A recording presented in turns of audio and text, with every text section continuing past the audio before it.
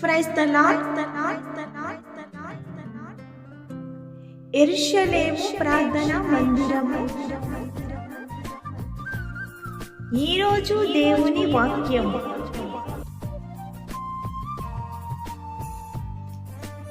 యెహోవా మహోన్నతుడైనను, ఆయన దీనులను లక్ష్యపెట్టును. ఆయన దూరము నుండి గర్విష్ఠులను బాగుగా ఎరుగును. నేను ఆపదలో చిక్కుబడి ఉన్నాను, నీవు నన్ను బ్రతికించెదవు.